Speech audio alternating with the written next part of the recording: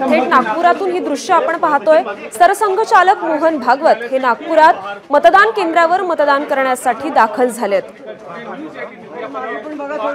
Police सुरक्षेचा मोठा लवाजमा आणि कार्यकर्त्यांच्या उपस्थितीत सरसंघचालक मोहन भागवत हे मतदान केंद्रावर जात आहेत। विदर्भातील दिग्गज नेत्यांच्या लढतींकडे विशेष लक्ष असणार आहे। या संदर्भातले अधिकचे अपडेट्स देत आहेत आपले प्रतिनिधी रजत वसिष्ठ। रजत, विदर्भातल्या फाईट्स नेमक्या कशा असणार आहेत आणि आता सरसंघचालक मोहन भागवत हे देखील मतदान केंद्रावर हजर होत आहेत?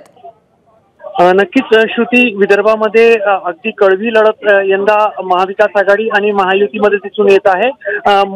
डॉक्टर मोहन भागवत संघाचे सरसंघचालक नेहमीप्रमाणेच सकाळी 7 वाजता त्यांच्या मतदान केंद्रावर मतदान करतात आणि त्याच अनुषंगाने ते आजही या ठिकाणी मतदान केंद्रावर जवळपास 10 मिनिटं पूर्वी पोहोचलेले आहे आणि बरोबर 7 वाजता ते मतदान करणार आहेत। आज जो काही चित्र दिसत आहे या मतदान केंद्रावर ते पहिले मतदार या स्वरूपामध्येच ते पोहोचले आहे। ते आणि त्यांच्यासोबतचे जे संघाचे पदाधिकारी आहेत ते सर्वात पहिले या ठिकाणी मतदान करणार आहेत।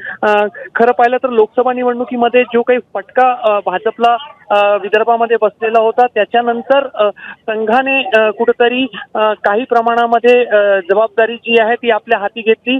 जरी प्रत्यक्षपणे संघाचे पदाधिकारी हे स्वीकारणार नसले तरी यंदा विदर्भामध्ये आणि संपूर्ण महाराष्ट्रामध्ये निवडणुकीच्या नियोजनापासून नक्कीच रजत याकडे आपलं लक्ष असेलच। तर आशिष शेलार हे देखील मतदान केंद्रावर आता हजर होत आहेत मतदान करण्यासाठी। एबीपी माझा, उघडा डोळे बघा नीट।